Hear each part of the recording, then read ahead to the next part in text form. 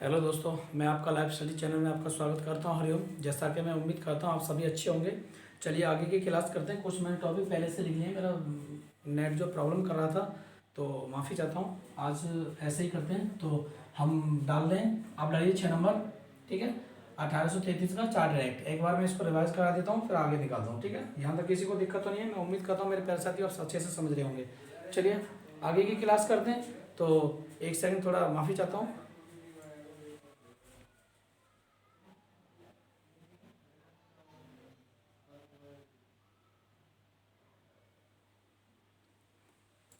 चलिए दोस्तों देखिए, 1833 का चार्टर एक्ट। जैसा कि मैंने पहले आपको पढ़ा चुका हूँ, कल भी पढ़ाया था मैंने आपको 1813 का चार्टर एक्ट पढ़ाया था ना, जिसमें कंपनी के शासन को आंशिक रूप से समाप्त कर दिया गया था। किससे आंशिक रूप से, यानी पूर्णतः से समाप्त नहीं किया गया था। जैसा कि मैं आपको बताना चाहता हूँ 1833 के चार्टर के एक्ट, इसमें क्या गया, कंपनी के जो कंपनी का अधिकार था, यानी कंपनी के जो अधिकार चल रहे थे, अधिकारों को पूर्णतः समाप्त कर दिया गया। क्या कर दिया, पूर्ण तरह से समाप्त कर दिया गया। किसके, कंपनी के अधिकारों को पूर्ण तरह से समाप्त कर दिया गया। एकमात्र कार्य रह गया, जो रह गया था कंपनी का शासन। क्या रह गया, कंपनी का शासन रह गया। एकमात्र कार्य क्या रह गया, कंपनी का शासन रह गया था। मेरी बात समझने की कोशिश करें। मैंने कहा था 1813 के चार्टर एक्ट के तहत कंपनी के शासन को आंशिक रूप से समाप्त कर दिया गया, यानी अधिकारों को आंशिक रूप से समाप्त कर दिया, आधा यानी पूरी तरह से उनको समाप्त नहीं किया गया था। लेकिन अभी क्या कह रहे हैं, ये कह रहा है पूर्ण तरह से कंपनी के अधिकारों को समाप्त किया, यानी अब यहाँ से कंपनी के जो अधिकार चल रहे थे भारत में, उनको समाप्त कर दिया गया। ऐसा कुछ नहीं रहा था जिससे कि हमें ये लगे कि अभी कुछ कंपनी के अधिकार हमारे ऊपर हैं। ऐसा कुछ नहीं रहा था, मात्र एक कार्य रह गया था। वो कार्य रहना भी एक स्वाभाविक था, क्योंकि आपको पता है कंपनी का शासन जब चाय चीनी का एक्ट चल रहा था, है ना, चाय चीनी का एक्ट चल रहा था, उस समय कंपनी का ही एक महत्वपूर्ण योजना थी, जिसमें इसने पैसे यानी बागानों में चाय के उत्पादन में पैसा यानी इन्वेस्ट किया था, है ना। तो इसका एक मात्र जरूरी था कि इसका कुछ कुछ लक्ष्य दिखाना, है ना। तो देखिए क्या रहेगा, एकमात्र शासन रहेगा। क्या रहेगा दोस्तों, शासन रहेगा। इसी समय 1813 के बाद 1833 के एक्ट के तहत क्या हुआ, बंगाल का जो गवर्नर था, यानी उस समय केवल बंगाल का ही गवर्नर था। उस समय क्या था, केवल बंगाल का गवर्नर जनरल था। लेकिन इसके 1833 चार्टर के एक्ट के द्वारा क्या किया गया कि जो बंगाल का गवर्नर जनरल था, उसे भारत का, पूरे भारत का गवर्नर जनरल बनाया गया। बात को जरा ध्यान से समझे, बात को ध्यान से समझे। बंगाल का गवर्नर केवल बंगाल का गवर्नर जनरल था, ठीक है। लेकिन 1833 के चार्टर एक्ट के तहत क्या किया गया, जो बंगाल का गवर्नर जनरल था, उसे पूरे भारत में, संपूर्ण भारत का गवर्नर जनरल बना दिया गया। बात समझ गए ना। अब आप कहेंगे पहला भारत का गवर्नर जनरल कौन था, भारत का पहला गवर्नर जनरल था विलियम बेंटिंक। कौन था, विलियम बेंटिंक, जिसे उदार गवर्नर जनरल के नाम से भी जाना जाता था। किस नाम से, उदार गवर्नर जनरल। यानी ये भारत के हित में कुछ सोचने के लिए अपना प्रक्रियाओं को रेगुलर चलाता रहता था। लेकिन क्या हुआ, ये मजबूर था, क्योंकि इसके ऊपर ब्रिटिश सरकार थी। लेकिन इसने बहुत सारी ऐसी चीज़ें हमारे भारत के लिए बनाने की कोशिश की, जिससे मैं आपको बताता हूँ। चलिए क्या किया, देखिए दास प्रथा थी, उसका इसने समाप्त कर दिया गया। क्या गया, दास प्रथा, यानी दास प्रथा विलियम बेंटिंक के समय ही थी। बट क्या गया, जो कुछ लोग भारत पे, यानी हमारे भारत में हमारे ऊपर दबाव बनाए रखे थे, यानी हमें दास बनाए रखे थे, उनको अनुमूलन यानी उनको समाप्त करने का श्रेय किसे जाता है, विलियम बेंटिंक को। ठीक है, यहाँ तक कोई दिक्कत तो नहीं है। बताइए, जनरल गवर्नर की परिषद, जो गवर्नर जनरल की जो परिषद थी, उसमें सदस्यों की संख्या 3 थी। मैंने आपको पहले ही बताया था। पिट्स इंडिया एक्ट में दो, पहले मैं बता चुका हूँ आपको, पिट्स इंडिया एक्ट में दो आपके बोर्डों की स्थापना की थी। एक तो बोर्ड ऑफ कंट्रोल और एक बोर्ड ऑफ डायरेक्टर, है ना। बात समझ रहे ना। तो सदस्यों की संख्या कितनी थी, 3। 3 से बढ़ाकर कितनी कर दी गई, 4। 3 से कितनी कर दी गई, 4। चौथा सदस्य, यानी 3 थी, चौथा सदस्य कौन जोड़ा गया, लॉर्ड मैकाले। लॉर्ड मैकाले विधि के रूप में एक चौथा सदस्य जोड़ा गया। कौन जोड़ा गया, लॉर्ड मैकाले। देखिए रहा लॉर्ड मैकाले, ध्यान रखना, ठीक है। लॉर्ड मैकाले ये है, सही भैया। यहाँ तक कोई दिक्कत नहीं है दोस्तों। मेरे किसी दोस्त को यहाँ तक कोई दिक्कत नहीं है ना, कोई दिक्कत हो कमेंट बॉक्स में मुझे बता दें। चलिए आगे बढ़ते हैं। 1834 में मैं लॉर्ड मैकाले की अध्यक्षता में, यानी 1834 में जब लॉर्ड मैकाले की अध्यक्षता थी, यानी सदस्य था, अध्यक्ष यानी सदस्य था, उस समय क्या किया गया, विधि आयोग का गठन किया गया। विधि आयोग का गठन किया गया। विधि आयोग का मतलब होता है किसी भी चीज को संस्था से अच्छी तरह से चलाना, एक योजना बनाए, एक कमेटी बनाना, है ना। विधि आयोग का गठन किया गया। सिविल सेवा के लिए, सिविल सेवा के लिए बिलिंग बैटिंग के समय ही 1833 चार्टर एक्ट के तहत ही खुली प्रतियोगिता को शुरू करने का प्रयास किया। देखिए ये बहुत कुछ सोच रहा था, ये सोच रहा था कि इसको पता था कि भारत में भी कुछ कुछ लोग ऐसे हैं जो मतलब एजुकेशन एंड पढ़ाई के क्षेत्र में अच्छे हैं, है ना, पढ़ाई के क्षेत्र में अच्छे हैं। तो उनके लिए इसने क्या किया कि खुली प्रतियोगिता का मतलब होता है कि एक खुले में बैठा के प्रतियोगिता कराना, ना कि गुप्त तरीका से, है ना। खुली का मतलब यही होता है, आप समझ रहे होंगे इतना तो, है ना। तो खुली के लिए इसने क्या खुली प्रतियोगिता शुरू करने का प्रयास किया, लेकिन किंतु क्या किया गया, जो 84 का पिट्स इंडिया एक्ट था, उस समय 2 बोर्ड की कंट्रोल की स्थापना की थी। क्या था, board of control, board of director. लेकिन उसमें से जो आर्थिक और व्यापार के मामले में जो था ना बोर्ड ऑफ डायरेक्टर, इसने क्या किया, इसका विरोध कर दिया। किसका, खुली प्रतियोगिता का। तो इसने खुली प्रतियोगिता को समाप्त कर दिया, यानी इसे लागू नहीं होने दिया। बिलियन बैटिंग के समय की बात है ये, ध्यान रखना, ठीक है। तो आगे चलते हैं। पहले जो कानून थे ना, पहले जो कानून थे उनको नियामक कहते थे। किसको कहते थे, नियामक। पहले जो कानून थे उनको क्या कहते थे दोस्तों, नियामक कानून कहते थे, बात समझ रहे ना। और जो नए कानून बनते थे उनको एक्ट या अधिनियम कहते थे, ठीक है। यहाँ तक किसी को दिक्कत। 1843 में रविवार की छुट्टी प्रारंभ की गई, किसके समय, एलन के समय। 1843 में रविवार की छुट्टी प्रारंभ की गई, किसके समय, एलन के समय। मेरी बात समझ रहे होंगे ना, मैं उम्मीद करता हूँ मेरी बात। देखिए ये बहुत जरा अच्छा सा क्वेश्चन है। 1813 अक्सर हम मान के चलिए रविवार की छुट्टी मनाते हैं, लेकिन सभी को नहीं पता होता रविवार की छुट्टी कब स्टार्ट हुई थी, किसके समय स्टार्ट हुई थी, कौन से एक्ट के स्टार्ट हुई थी। तो ध्यान रखना कब हुई थी, 1843 में छुट्टी रविवार की हुई थी, किसके समय, एलन के समय, ठीक है। यहाँ तक किसी को दिक्कत तो नहीं है, चलिए यहाँ तक तो किसी को दिक्कत नहीं, मैं उम्मीद करता हूँ। चलिए मुंबई एवं मद्रास, जो मुंबई एवं मद्रास के गवर्नर थे, देखिए बात ध्यान से सुनना। अब यहाँ से कुछ तकरार अलग होने वाले हैं, यानी कंपनी का जो शासन है ये अपना अलग रहेगा और ब्रिटिश अपना कार्य अलग करेंगे। राजनीतिक जो मामले हैं ब्रिटिश अपना संविधान चलाएगी, कंपनी को अलग कर देगी, आप अलग रहिए, अब हम अपना सिस्टम अलग करेंगे, ठीक है। जब से ब्रिटिश ईस्ट इंडिया कंपनी दोनों मिलकर चल रहे थे, वो वहाँ से भेज रहे थे नए नए सदस्य, नए नए कानून बना के, लेकिन अब क्या करेगी, अब इनके अंग्रेजों के थोड़े दिमाग चेंज होने वाले हैं। अब ये भारत पर क्या सोच रहे हैं कि भारत पे हम शासन करना चाहते हैं। अब ये भारत पे भारत को गुलाम की नज़र से देखना चाहते हैं, अब ये भारत को गुलाम बनाने की सोच रहे हैं। यहाँ से देखिए आपको कुछ समझ में आ जाएगा क्या चाह रहे हैं ये लोग, है ना। देखिए बंगाल एवं मद्रास के गवर्नर, केवल गवर्नर जनरल नहीं, गवर्नर विधायिका एवं प्रशासनिक कार्यों से वंचित कर दिए गए। यानी आप सोचिए ब्रिटिश की जो सरकार है वो ये कह रही है कि जो बंगाल और मुंबई के जो गवर्नर, आप एक विधायिका से और एक प्रशासनिक मामलों से दूर रहिए। अब ये इनको अलग करना चाहते हैं, इनको संपूर्ण रूप से अलग हो जाइएगा आप, है ना। ये अब इनको अलग करना चाहते हैं, अब ये अपना कार्य स्वयं ही करना चाहते हैं, किसी के ऊपर निर्भर नहीं होना चाहते हैं। बात समझ रहे हैं यहाँ तक किसी को दिक्कत तो नहीं, बताइए यहाँ तक किसी को कोई दिक्कत नहीं है। अब इनका एक ही उद्देश्य था, अब ये भारत पर शासन करना चाहते हैं। कंपनी से बोल दिया आप अपना व्यापार अलग कीजिए, हमें को आपसे कोई मतलब नहीं है। अब यहाँ पर जब क्या किया दोस्तों, इन्होंने क्या किया, इस समय भारत में जो व्यापार थे, क्या थे दोस्तों, व्यापार, जो ब्रिटिश लिखिए जरा, ब्रिटिश मशीनरियाँ, मैंने आपको बताया था ना, ब्रिटिश मशीनरियाँ के लिए व्यापार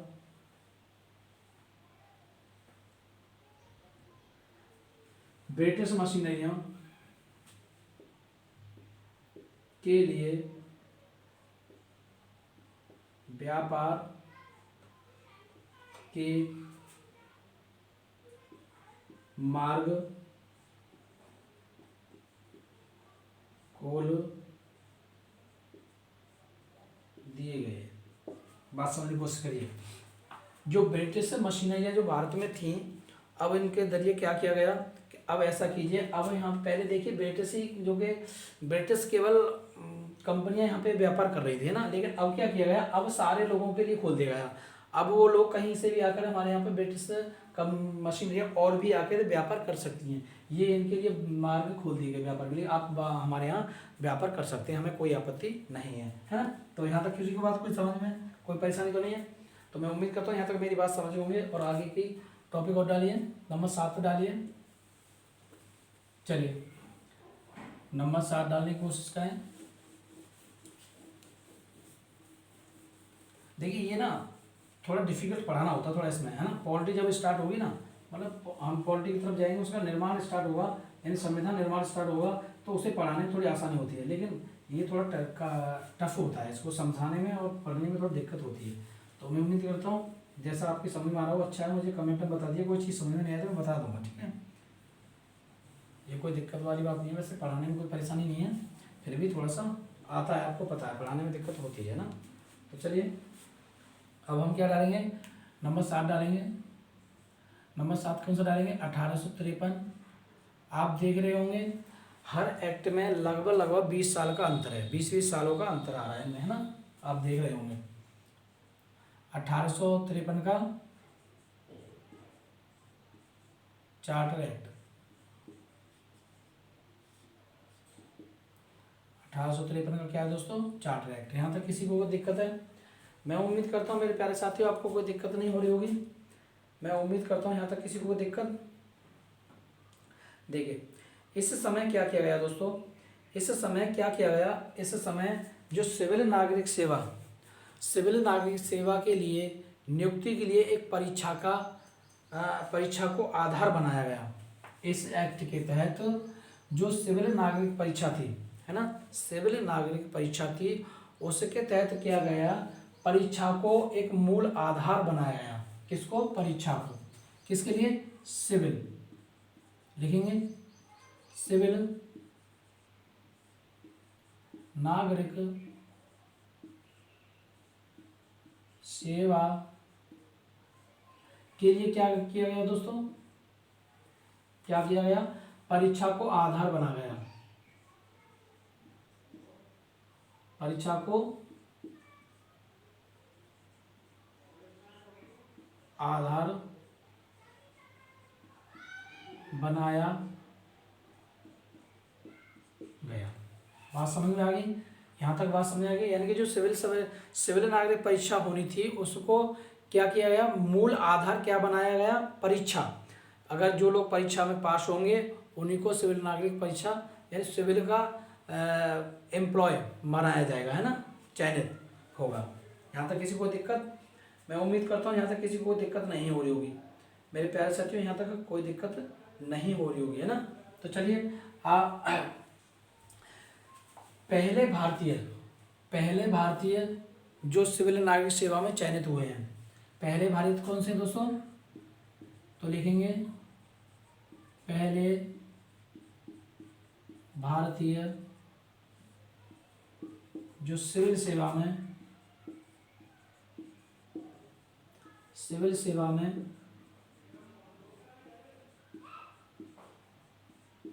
चयनित हुए, कौन हुए, तो उनका नाम बताएंगे जरा मुझे। सत्येंद्र नाथ टैगोर, 1863 में, सत्येंद्र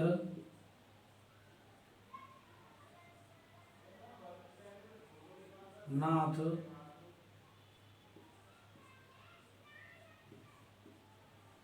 टैगोर कब हुए थे, 1863 में। कुछ टॉपिक 18 से संबंधित होते हैं ना, तो मैं बता देता हूँ ना, कोई दिक्कत नहीं है, क्योंकि आपको समझ में आ जाएगा, यहाँ तक कोई दिक्कत वाली बात नहीं है, ठीक है दोस्तों। तो मैं उम्मीद करता हूँ यहाँ तक मेरी बात समझ गए होंगे आप लोग। तो आगे बढ़ने की कोशिश करें या नहीं, अभी बताइए, यहाँ तक किसी को कोई दिक्कत तो नहीं है, यहाँ तक किसी को कोई दिक्कत तो नहीं है। चलिए आगे बढ़ते हैं, यहाँ तक किसी को कोई दिक्कत नहीं है। इसी समय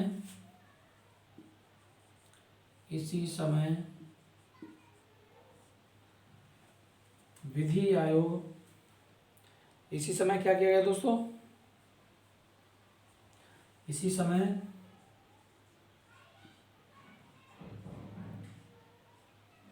विधि आयोग शुरू किया गया,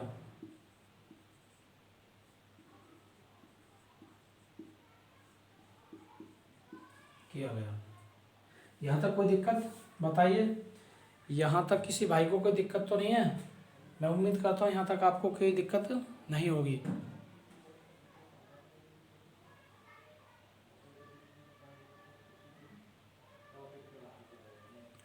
लिखिए,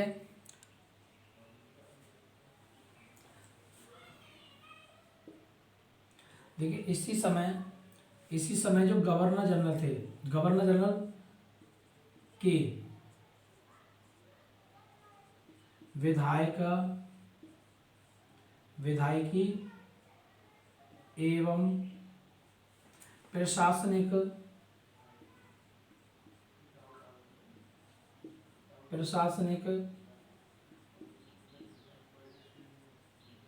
कार्यों से अलग कर दिया गया।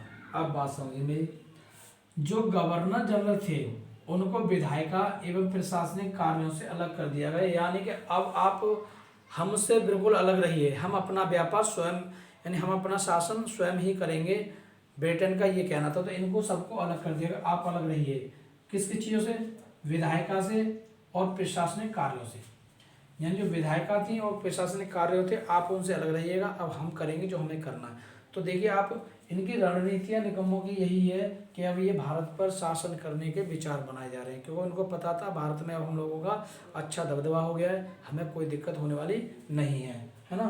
तो आप लोग इतना समझ रहे होंगे, जरा देखिए ध्यान से मैं जो कहना चाहता हूँ, यानी कि विधायिका से ये लोग अलग हो गए है ना, यहाँ तक किसी को दिक्कत तो नहीं है।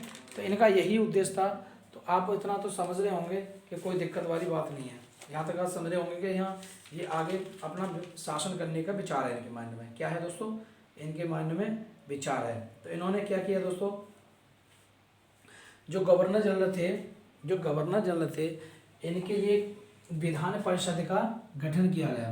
किसका, गवर्नर जनरल की क्या किया गया, विधान परिषद का किया गया गठन किया गया। यहां तक किसी को दिक्कत, यानी अब ये भारत में धीरे धीरे अपना आधिपत्य दबाने की कोशिश कर रहे हैं, आधिपत्य स्थापित करने की कोशिश कर रहे हैं। यहाँ तक किसी को दिक्कत है, बताइए, यहाँ तक किसी को कोई दिक्कत है। जिसे हम क्या कह सकते हैं, इसे क्या नाम दिया गया दोस्तों, इसे नाम क्या दिया गया, यानी भारतीय विधान परिषद। क्या नाम दिया गया, भारतीय विधान परिषद नाम दिया गया। यहाँ तक किसी को कोई दिक्कत, मेरे प्यारे साथियों, आगे बढ़ने की कोशिश करें, बताइए।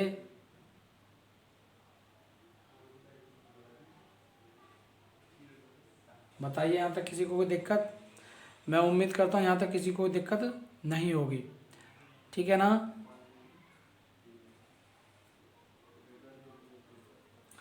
इसी के समय क्या किया गया और बताएं, जरा सुनिए ध्यान से। इसी के समय क्या किया गया दोस्तों, इसी के समय क्या किया, 1854 में क्या किया गया, बताइए। लॉर्ड मैकाले समिति लाई गई। क्या लाएगी दोस्तों, लॉर्ड मैकाले समिति लाएगी, किसके लिए, भारतीय सिविल सेवा के संबंध में।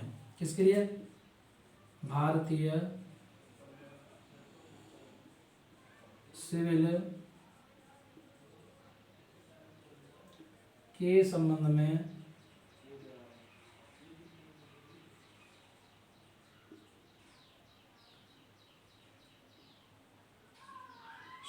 कौन सी समिति लाएगी दोस्तों, 1854 में मैकाले समिति। कौन सी दोस्तों,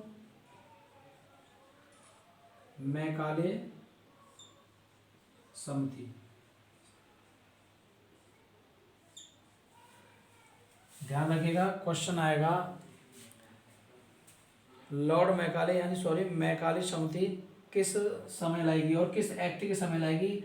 मैकाले समिति के समय भारत का गवर्नर कौन था, तो आपको मैंने पहले बता चुका हूँ कौन था दोस्तों, बताइए। उस समय कौन था, विलियम बेंटिंक था, ठीक है। यहाँ तक किसी को कोई दिक्कत नहीं है ना।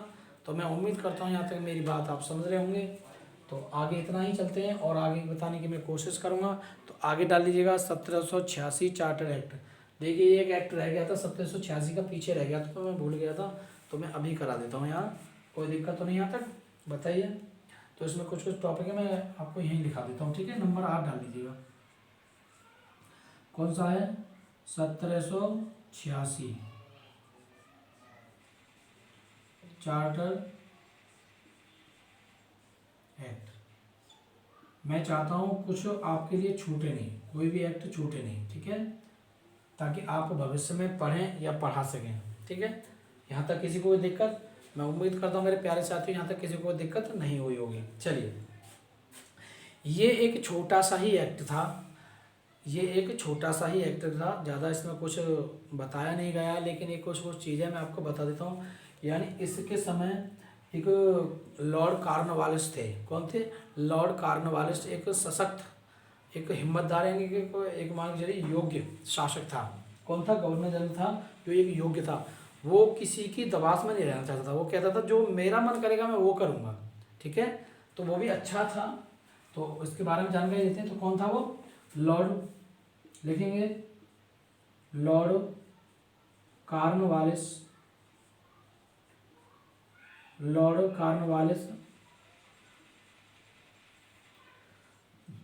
लॉर्ड कॉर्नवालिस, बात समझना। लॉर्ड कॉर्नवालिस, लॉर्ड कॉर्नवालिस, इसको क्या किया गया दोस्तों? जो 1886 यानी 1786 में क्या किया गया? 1786 में इसे क्या बनाया गया? बंगाल का गवर्नर जनरल बनाया गया, ठीक है दोस्तों। यहाँ तक किसी को दिक्कत? और किया गया इसको सेना प्लस कमांडो का प्रमुख बनाया गया। इसको इसके बारे में लिखिए। इसका कहना था मैं कोई भी नियम कानून बनाऊंगा उसमें कोई हस्तक्षेप नहीं करेगा, ना ब्रिटिश सरकार यहाँ, ना कि यहाँ की कोई क्राउन, यानी यहाँ कोई गवर्नर या कोई राजा, कोई भी सही, मेरे कार्यों में हस्तक्षेप कोई नहीं कर सकेगा, ठीक है। ये एक सशक्त था, ये कहता था जो मैं करना चाहूँगा मेरा मन करेगा वो करूँगा।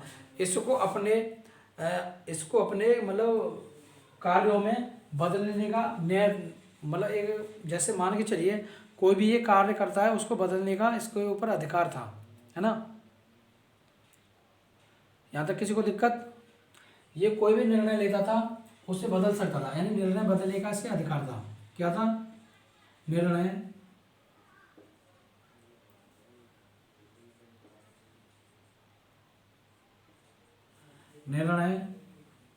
बदलने का अधिकार था। क्या था दोस्तों? निर्णय बदलने का अधिकार था। क्या था दोस्तों? इसे ये अपने निर्णय को बदल सकता था। अगर इसको लगता है ये निर्णय अच्छा नहीं है या ठीक नहीं है, अनलीगल है, तो मैं इसे बदल सकता हूँ, तो इसको पूरा अधिकार था। ये एक ऐसा ही एक ये था, व्यक्ति था, यानी वायसराय यानी गवर्नर जनरल था जिसके पास वीटो पावर, जिसको वीटो पावर बोलते हैं, वीटो पावर थी। वीटो पावर एक किसी के पास थी। यहाँ तक किसी को दिक्कत? बताइए। यहाँ तक मेरे प्यारे भाइयों किसी को कोई दिक्कत तो नहीं है?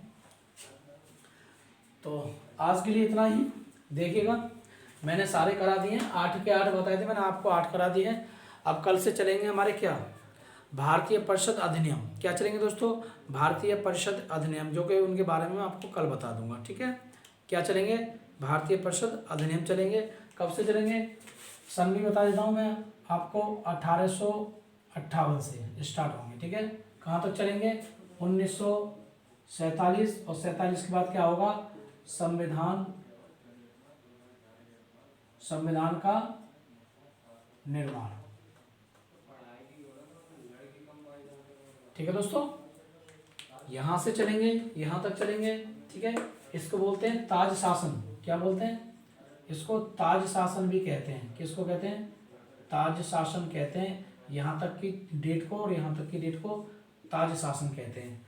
यहाँ तक किसी को कोई दिक्कत? तो आज के लिए इतना ही है दोस्तों, आगे की क्लास कल करते हैं, ठीक है। तो मैं उम्मीद करता हूँ आप लोग अच्छे से पढ़ रहे होंगे और थोड़ा ध्यान से पढ़िएगा, है ना, और अच्छी से पढ़ाई करिए, जल्दी जल्दी सिलेक्शन लीजिए। वैकेंसी आने वाली है, मैं आपको कुछ और बता दूँ थोड़ा सा कि रेलवे में शायद 1.5 लाख वैकेंसी आने वाली है। किसमें? रेलवे में। रेलवे में अभी मुझे पता चला है लगभग 1.5 लाख वैकेंसी आने वाली हैं। तो आप लोग अच्छे से तैयारी करिए। रेलवे में कितनी आ रही है? 1.5 लाख वैकेंसी आने वाली है। और BSF में आपका वो आ गया है नोटिफिकेशन, उसमें ऑनलाइन कर लीजिएगा फॉर्म। तो मैं अभी एक वीडियो बना दूंगा कुछ समय बाद, ठीक है। तो आज के लिए इतना ही। तो जय हिंद, जय भारत।